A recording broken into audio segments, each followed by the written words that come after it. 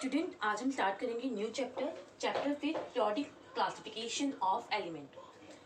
Earth crust पर मतलब हमारी अर्थ पर लगभग 118 एलिमेंट्स प्रेजेंट हैं, जिसमें से अभी हमने सुना है कि कुछ एलिमेंट्स और डिटेक्ट हुए हैं।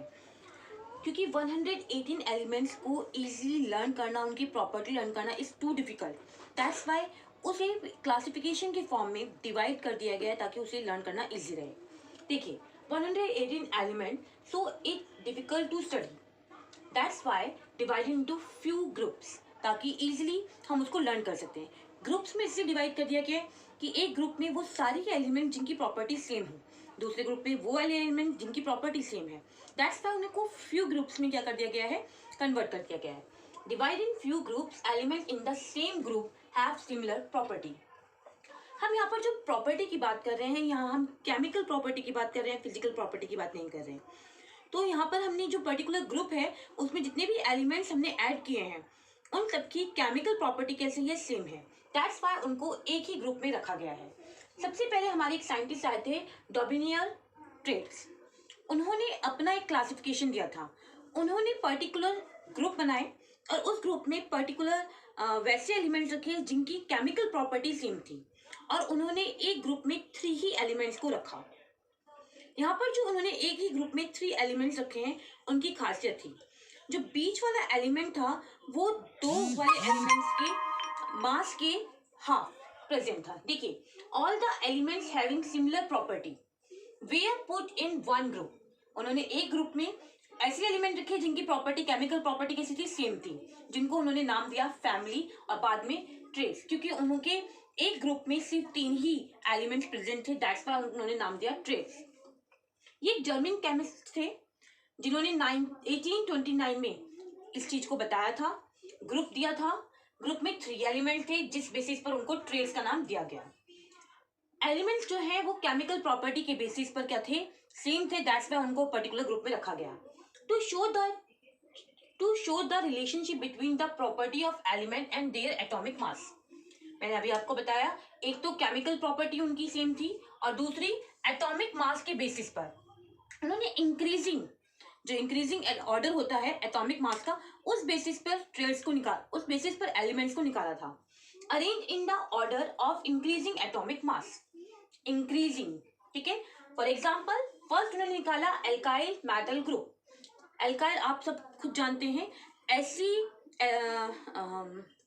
बेस जिनको हम वाटर में जब डिजोल्व करते हैं तो वो क्या करेंगे, इजीली डिजोल्व हो जाते हैं, उनके लिए हम टर्म यूज करते हैं एल्काइल, और हाइड्रोजन गैस रिलीज करते हैं। तो उन्हीं की बात कर रहे हैं हम। एल्काइल ग्रुप्स में ऐसे एलिमेंट्स रखे गए जिनको जब हम वाटर में डिजोल्व करते हैं तो वो डिजोल्व हो जाते हैं। फॉर एग्जाम्पल, ये एलिमेंट्स के नाम है, सिंबल है, एटॉमिक मास है, जैसे lithium, sodium and potassium. Lithium ये उसका सिंबल, सोडियम ये पोटेशियम, ये उनके एटॉमिक मास। एटॉमिक मास आप देखेंगे क्या है, बढ़ते क्रम में है, तो इन तीनों को आप प्लस करके डिवाइड करेंगे तो बीच वाले का मास उतना प्रेजेंट होगा। खासियत एल्काइल्स है, मतलब वाटर में डिसॉल्व हो जाते हैं, हाइड्रोजन गैस की प्रोडक्शन करेंगे। यहाँ पर जितने ये एलिमेंट्स हैं, इनकी आउटर मोस्ट शेल में कितने इलेक्ट्रॉन है, 1 इलेक्ट्रॉन है, दैट्स वाई इनकी वैलेंसी क्या है, 1, इसलिए इनको क्या कहा गया है, मोनोवैलेंट।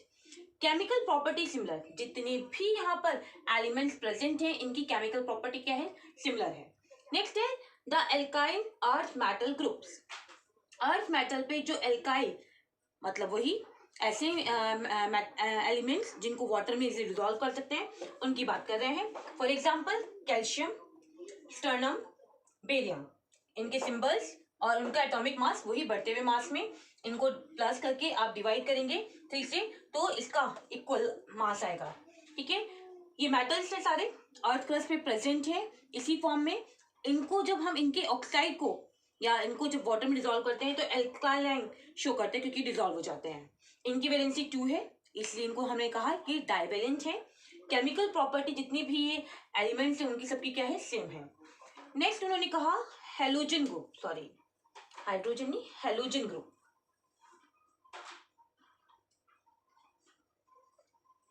नेक्स्ट था हेलोजन ग्रुप। देखिए ये हमारा है elements chlorine, bromine and iodine, ये उनके सिंबल और ये उनके एटॉमिक मास, वही एटॉमिक मास बढ़ते हुए ऑर्डर में। नॉन मेटल है ये, दूसरी चीज रिएक्ट विद वाटर। जब भी किसी हम हैलोजन ग्रुप वाले एलिमेंट को वाटर में डिसॉल्व करने की कोशिश करते हैं तो किसकी फॉर्मेशन करते हैं, एसिड की फॉर्मेशन करते हैं। इनकी वैलेंसी भी कितनी है, 1 है। इनकी केमिकल प्रॉपर्टी कैसी है, सिमिलर है, क्योंकि हैलोजन का मतलब होता है, हेलो मतलब सॉल्ट और जीन मतलब प्रोडक्ट। ये ऐसे प्रोडक्ट की फॉर्मेशन करते हैं जो सॉल्ट बनाए, ठीक है। दैट्स वाई इनको हम बोलते हैं हैलोजन। और इस हैलोजन ग्रुप में उन्हीं को रखा गया है जिनकी केमिकल प्रॉपर्टी कैसी है, सिमिलर है। इस तरह से डॉबिनियर ने ट्रेड्स का मतलब है उन्होंने एक पर्टिकुलर ग्रुप में सिर्फ 3 ही एलिमेंट्स को रखा, दैट्स वाई उन्होंने ट्रेड्स का नाम दिया, यानी फैमिली का नाम भी दिया। और उन्होंने यहाँ पर जो केमिकल प्रॉपर्टी है तीनों एलिमेंट्स की सेम है, प्लस केमिकल प्रॉपर्टी के साथ साथ इनकी एक और खासियत है, इन्हें atomic mass, increasing order of atomic mass के बेसिस पर उन्होंने अपने ट्रेड्स में रखा है।